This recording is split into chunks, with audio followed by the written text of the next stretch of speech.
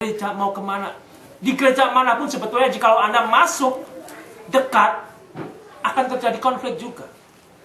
Karena kenapa saudara pergi ke gereja lain tidak merasakan konflik? Karena saudara tidak mendekatkan diri dengan mereka. Karena saudara hanya di luar, datang dan pergi, tidak tahu siapa, tidak diketahui oleh pendetanya. Tetapi seperti inilah saudara. Saya dan saudara harus jaga seperti apa yang diungkapkan oleh Melvin tadi. Karena di situ sebetulnya setiap orang Kristen memerlukan persekutuan. Percaya tidak percaya, setiap orang Kristen memerlukan persekutuan, memerlukan saudara seiman. Kecuali kalau saudara mau tidak mengakui itu, menangis sendiri sebetulnya, saudara. Karena suatu saat dari kita akan menghadapi kesusahan, akan memerlukan saudara yang lain. Dan seperti inilah tempatnya sebetulnya, saudara. Sehingga kembali jikalau Rasul Paulus saat itu sudah didatangi oleh banyak orang, dan kemudian Rasul Paulus mulai menerangkan tentang kerajaan Allah, tentang siapa itu sebetulnya Yesus yang sudah dikenapi. Kembali luar biasa sampai saat ini, saudara. Kegelapan dan kebutaan di antara orang Yahudi itu masih ada. Ada seorang yang mengatakan, tolong bacakan kepada orang Yahudi, yang tentunya orang yang memiliki satu bagian di dalam agama Yahudi, saudara, bacakan Yesaya 53. Dia tidak menerima itu adalah nubuatan tentang Mesias yang sudah dilahirkan, yang sudah mati menderita. Sebetulnya di dalam kematiannya di kayu salib itu dikatakan, itulah kejinya dosa, kutuk dikatakan. Dia menanggung kutuk saya dan kutuk saudara. Dia menanggung kutuk manusia, saudara. Disitulah sebetulnya, jikalau saya dan saudara saat ini boleh diberikan anugerah untuk percaya, puji Tuhan. Puji Tuhan. Jikalau mata hati saya dan mata hati saudara bisa membaca Yesaya 53 dan menemukan bahwa itu adalah Yesus yang sudah tersalibkan bagi saya dan bagi saudara. Puji Tuhan. Tapi yang lebih indah yang saya dan saudara harus jaga, jangan tinggalkan Yesus yang sudah kita amini. Jangan tinggalkan persekutuan di mana saya dan saudara akan terpelihara di dalam kasih Tuhan. Kembali saudara, melalui satu bagian di mana Rasul Paulus dari pagi sampai sore. Kita aja mendengarkan khotbah 1 jam mungkin udah bosen gitu saudara. Tetapi dari pagi sampai sore Rasul Paulus memberikan diri, terbuka untuk berdiskusi, terbuka saudara mungkin untuk juga dicaci maki, saudara. Dia tetap memiliki kasih sebetulnya, yang saya dan saudara juga harus dapatkan. Untuk melihat sesama yang belum di dalam Tuhan Yesus itu, akhirnya ketemu dengan berita keselamatan itu.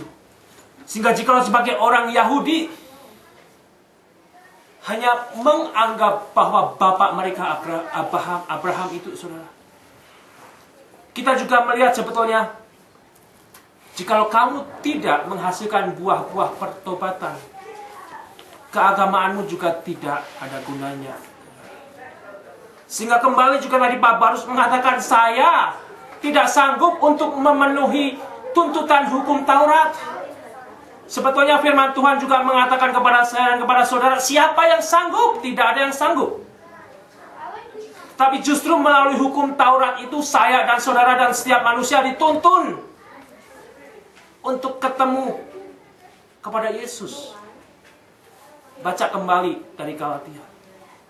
Melalui kitab Taurat itu sebetulnya saya dan saudara dituntun untuk ketemu Yesus. Karena kita tidak bisa menyelamatkan diri dengan melakukan hukum Taurat. Karena saudara tidak akan bisa menyelamatkan diri dengan kebaikan saudara. Justru disitulah kembali saudara, jikalau saya dan saudara saat ini sudah menerima keselamatan di dalam anugerah. Anugerah itu tidak murah, saudara. Gambarnya adalah yang disebut oleh masyarakat saat itu, Yesus kena kutuk. Kutuk itu sebetulnya adalah dosa saya dan dosa saudara juga. Tetapi seringkali kita bertanya, kan hidupku baik-baik aja. Saya bukan penjahat. Saya tidak melakukan kriminal. Kenapa saya perlu juru selamat? Saya sudah memberikan persembahan, saya sudah memberikan perpuluhan, bahkan saya suka memberikan sumbangan kepada misionari. Apakah saya masih perlu Yesus lagi? Kembali, saudara. Firman Tuhan juga mengatakan apa yang sudah dilahirkan oleh Adam.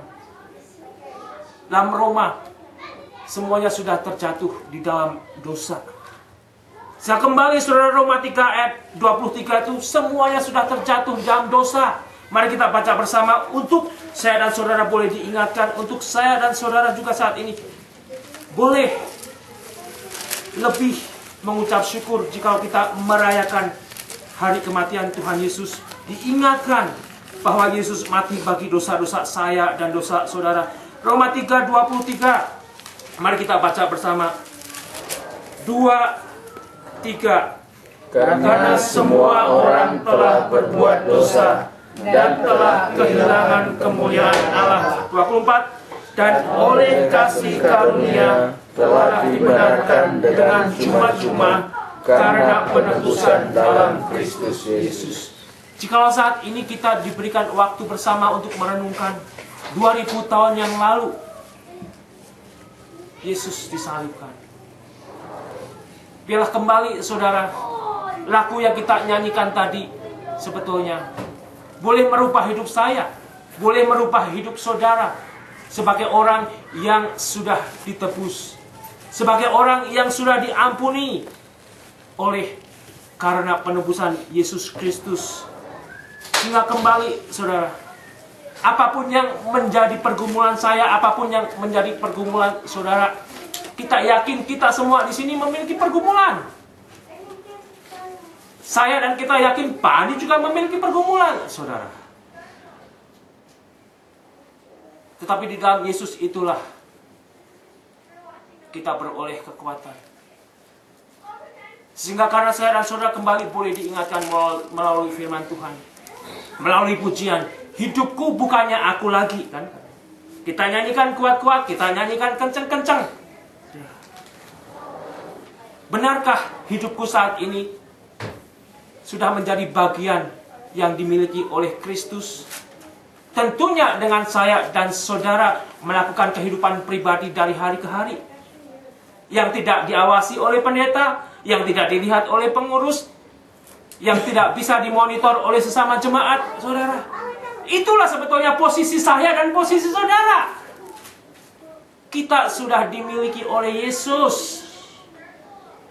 Sehingga jikalau hidup saya, hidup saudara saat ini, hidup bagaikan orang yang belum dimiliki Yesus, biarlah kita kembali, saudara.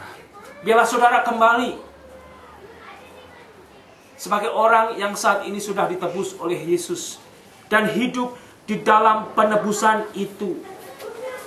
Sehingga kembali dari sini saya dan saudara juga sebetulnya boleh akan diingatkan, boleh akan dikuatkan di dalam kita bergumul dengan status, di dalam kita bergumul dengan sakit, di dalam kita bergumul dengan kerinduan-kerinduan yang lain. Akhirnya kita mentok.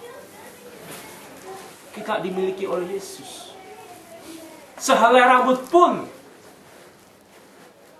Tuhan tahu kalau jatuh. Kenapa saya harus khawatir? Meskipun saya masih akan terus khawatir, saudara. Kenapa saudara harus khawatir? Meskipun saudara, saya yakin akan masih terus khawatir.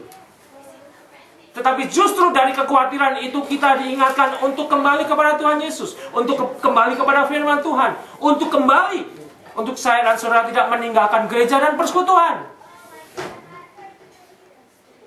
Disitulah indahnya.